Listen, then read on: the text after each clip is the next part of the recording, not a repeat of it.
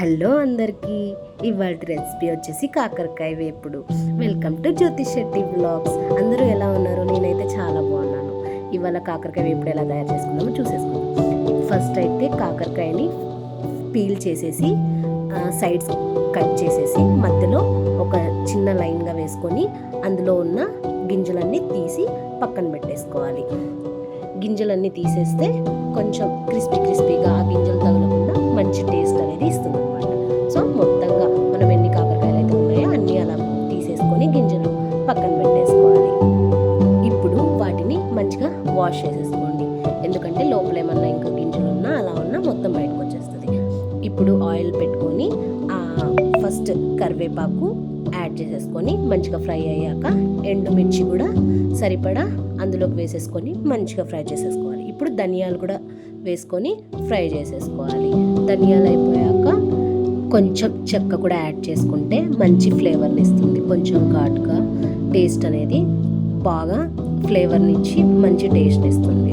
అలాగే ఎండు కొబ్బరిని యాడ్ చేసుకుంటే కొంచెం బాగుంటుంది అనమాట. సో అది కూడా ఎండు కొబ్బరిని కూడా ఫ్రై చేసేసుకొని తర్వాత జీలకర్ర యాడ్ చేసేసుకొని వెల్లుల్లి కూడా ఒక 4-5 రెబ్బలు అలానే వేసేసుకోండి, పొట్టు తీయాల్సిన అవసరం లేదు. మొత్తం అంతా మిక్సీ పట్టేసి పక్కన పెట్టేసుకోవాలి. ఇప్పుడు కొంచెం సాల్ట్ వేసేసుకొని మరి ఒక్కసారి మిక్సీ పట్టేసి పక్కన పెట్టేసుకోండి. ఇప్పుడు ఆయిల్ వేసి మనం ముందుగా కట్ చేసి గింజలు తీసేసి పెట్టుకున్న కాకరకాయల్ని తిప్పుకుంటూ మంచిగా ఫ్రై చేసేసుకోవాలి. ఆయిల్లో బాగా డీప్ ఫ్రై చేసేసుకుంటే కొంచెం రోస్ట్గా బాగా టేస్ట్ ఇస్తుంది. ఇప్పుడు మనం ముందుగా తయారు చేసి పెట్టుకున్న పొడిని ఇందులో మొత్తంగా నింపేసుకొని ఒక్కసారి అలా నొక్కి పెడితే మంచిగా లోపలికి వెళ్ళి టేస్ట్ అనేది బాగా వస్తుంది అనమాట. అలా నొక్కి పెట్టేసుకోవాలి. వీడియోలో చూస్తున్నాం కదా అలాగా. సో అలా అన్నిటికీ అప్లై చేసేసుకొని అలా పెట్టేసుకోవాలి. ఇప్పుడు సపరేట్గా ప్యాన్ తీసేసుకొని ఆయిల్ వేసుకోవాలి.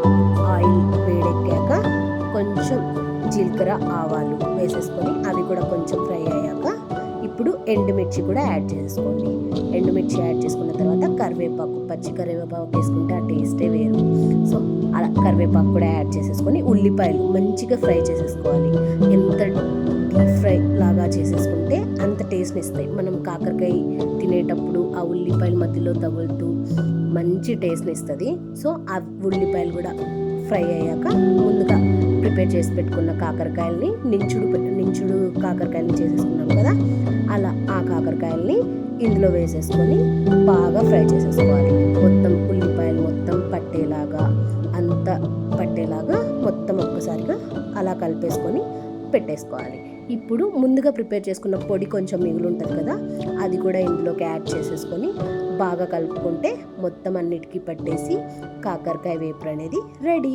అన్నంలోకి యమ్మీ టేస్ట్ ఉందండి. నేనైతే ట్రై చేశాను, సూపర్గా ఉంది. నా వీడియోస్ని లైక్ చేసి షేర్ చేయండి. నా ఛానల్ని మీరే ముందుకు తీసుకెళ్ళాలి. Don't forget to subscribe. Thank you for watching. మరెన్నో వీడియోస్ కోసం సబ్స్క్రైబ్ చేయండి. లైక్